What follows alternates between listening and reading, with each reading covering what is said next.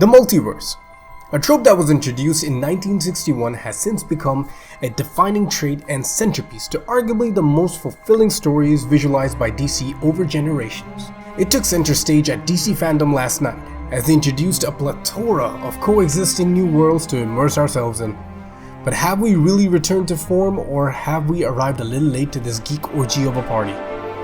Without holding back on any spoilers and any profanities, here's what I cared about at DC FanDome.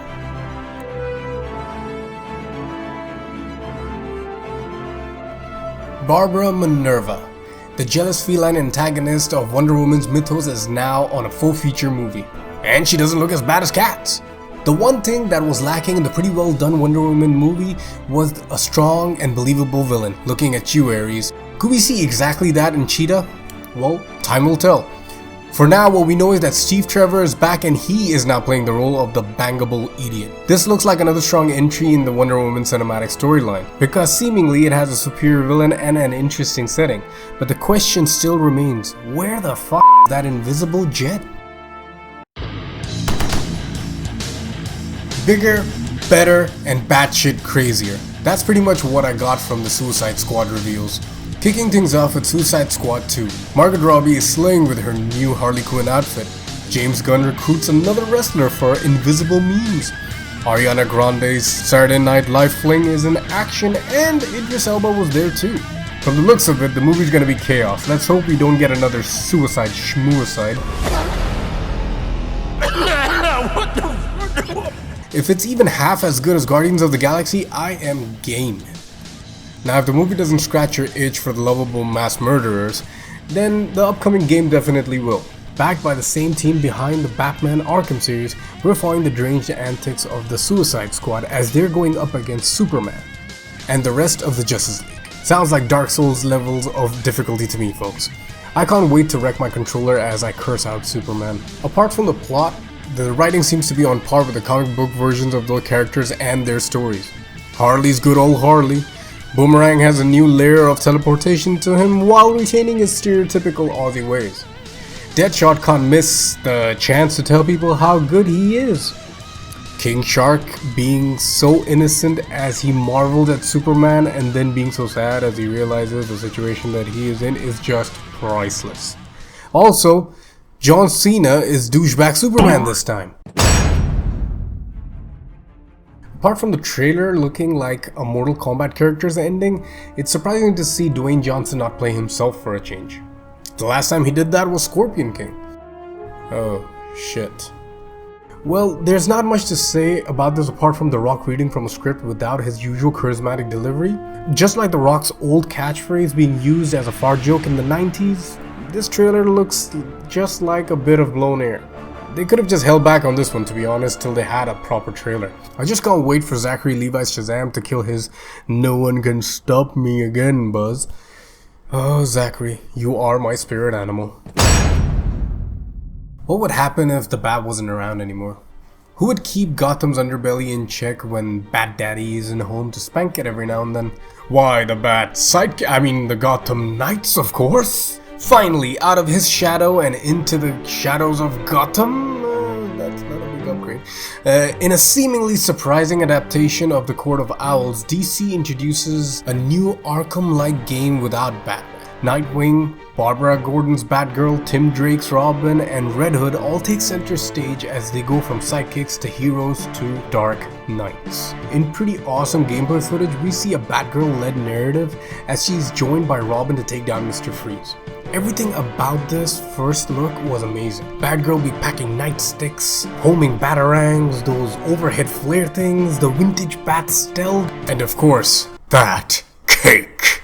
What else do we know? In this next-gen console title, we get to play as any of these knights and create custom builds of them to shape them into what our gameplay deserves but does not need right now. Also, Robin teleports. Outdated technology my ass, Mr. Wayne.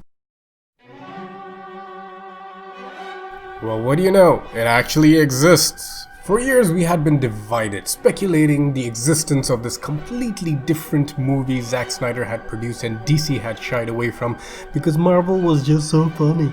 Ask and you shall begrudgingly receive is the motto of the internet. And hallelujah, Received we have. Superman isn't sporting his badly photoshopped upper lip. Batfleck is back and mopier than ever. The Flash has a girlfriend. Cyborg's daddy takes a trip to the microwave, and Steppenwolf doesn't look as crappy as Darkseid or Doomsday does/didn't. This slow burn of a movie has got the internet kicking and screaming for a long time now. Let the artist do his artist thing, they screeched, as Josh Whedon shrugged and Zack Snyder had an audible erection. Will it be good? If we've learned anything from Man of Steel, it most likely will be a thing. Whether it's a good thing or a bad thing is up to you. We've hyped this up so much, only an idiot can tank this. Well, I'm just glad that Batfleck is back. But then again, there is another to be glad about. Riddle me this, riddle me that. Who creamed their pants after looking at the shiny new Bat? It looks like a visual successor to Tim Burton's Batman, and a conceptual one to Christopher Nolan's iteration. I was expecting a tease. Instead, I made some cheese. Holy fucking shit. We see the gritty, dead mama's boy in full action, a Catwoman with entry-level gear, and way too many questions. Have we seen a greedy, down-to-earth Batman before? Yes! He too had the voice of someone with lung cancer. Do we need another down-to-earth Batman? Yes! Especially since we're told that Robert Pattinson's Batman is going to be building a new universe, a new Gotham, and potentially a new lineup of superheroes. DC FanDome was quite the experience. It had all the Comic-Con feel, with DC taking center stage for a non-existing price tag. What more could you ask for from a global fan experience? After Marvel's lackluster Avengers game that recently went into beta, DC has hypothetically kicked their asses in the video games department. And if this fandom has taught us anything, it's that they're gearing up for a rebirth of their cinematic universe, or at least a course correction. With Marvel being so closely tied to a continuous narrative, DC has found itself the niche it wanted in the form of its multiverse, to give it that edge it so badly needed. Is it lazy? Yes.